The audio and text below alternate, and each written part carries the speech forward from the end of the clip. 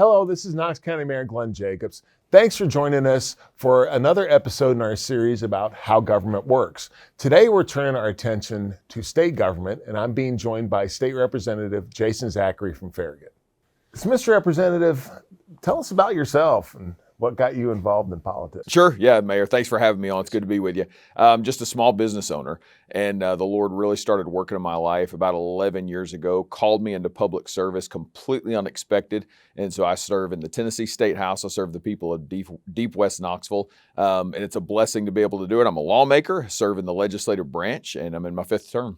What compelled you to get involved? Sure. Yeah, it really was truly just a calling on my life. In 2011, the Lord just really began to start working on me about public service and kind of took me on this journey over a couple of years.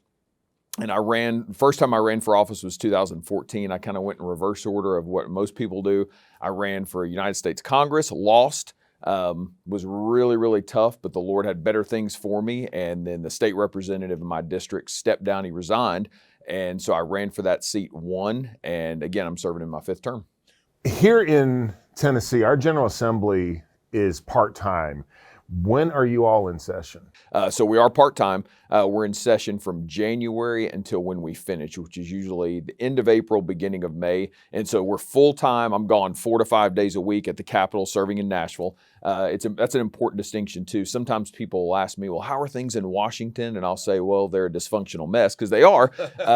But I don't ever go to Washington. I serve the people in my district at our state's capital in Nashville. I drive over on Monday morning, drive back on Thursday afternoon or Friday morning. And so that's January from usually about the 1st to 2nd week of May. And then from that point forward, we're part-time. I may have to go to the Capitol once or twice for some committee work, but we're part-time from May through the end of the year. Can you take us through the process for how a bill or an idea becomes law in the state of Tennessee? Yeah. I'll call our legal team and say, here's an idea. Can you put this in some kind of form that works within Tennessee Code Annotated, our law?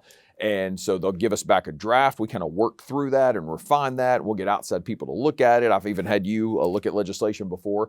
And so then we take that, we make it official. It's put in what's called a jacket. You have to have a Senate sponsor. Something that's different with us on the state level versus the federal level is our bills work through both chambers at the same time. So the state Senate and the state House will move the bill at the same time, unlike Congress, where the House passes it, flips it to the Senate, or vice versa. We work the bill the exact same time. And so you take that, it goes through, you run it through committee. In the House, we have subcommittees, full committees. If it passes those, as long as it doesn't have a fiscal note, which is a cost to the state, then it would go directly to the House floor. And the body votes, 99 members in the House, 33 in the Senate, and then it's the same process in the Senate. So if it passes both chambers, it then goes to what's called an engrossing clerk, then it goes to the governor, and the governor signs it, and it becomes law. When you mentioned that you had an idea and you have a piece of legislation, then you talk to the legal people, but everything that you do still has to conform, as you said, either to Tennessee Code Annotated and the Tennessee State Constitution. That's exactly right. Yep. Right. And that's why our legal teams are so important. We have an entire floor of attorneys that we work with. And then again, in Tennessee, we actually read the legislation that we pass, and we make sure we have time to do that, because I could never vote on something that I haven't read. I mean, that's completely irresponsible and reckless. And so the legislation that we draft, some of my most comprehensive bills, even the COVID protection bill, which is one of the biggest bills I passed, spent the most time on. I want to say it was like 16 pages, and there was so much around that. We created a new section in Code TCA 14, and there was so much work that went into that, but even still, it was 14, 15, 16 pages. And so the bills are drafted in a way where you got plenty of time to read them, there's plenty of time to vet, but our legal team are so important because they provide us counsel and direction on walking through that legislation to make sure, again, it does fit within the section of code, and then also that it is constitutional, both on the state level and the federal level. The counties are kind of an extension of the state, so we have to conform to state law as well.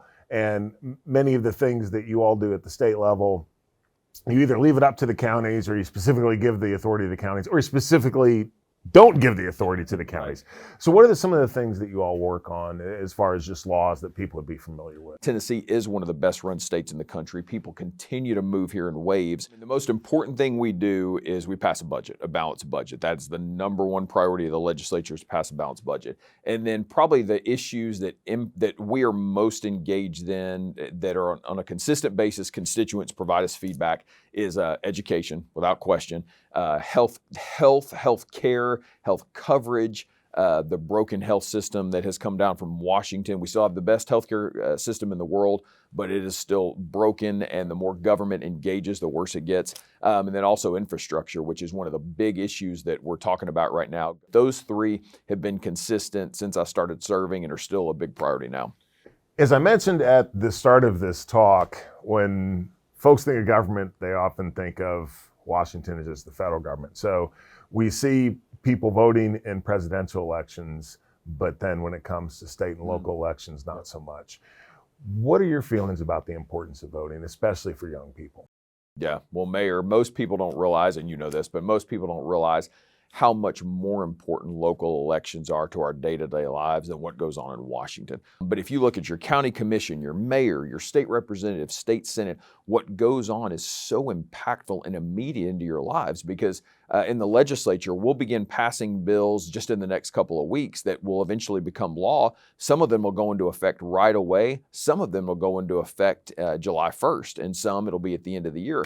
But in the legislature, we'll look at 1,600 bills and end up passing about 600. And that is immediate impact into your life. And if you're a young person and you look at it and think, well, why are they important? Why should I be involved? Look at how well Tennessee is run. Every vote matters, every single time. And you're exactly right. And I've traveled the country for years. And when you're here, you don't realize how different other parts of the country are. But as you said, not having a state income tax is a huge deal. We're a right to work state, which means that you don't have to be forced to join a union unless you want to be. Again, that's a huge deal, and a lot of businesses come here specifically for that reason. The longer that I've lived here, the more I love the place, and the more I realize how special we are, especially when you look around the country and compare us to some other places. And so much of that is due to the work that's done at the state level. So thank you all so very much for what you do. Absolutely. Appreciate it. Thanks, man. Thanks, Mayor.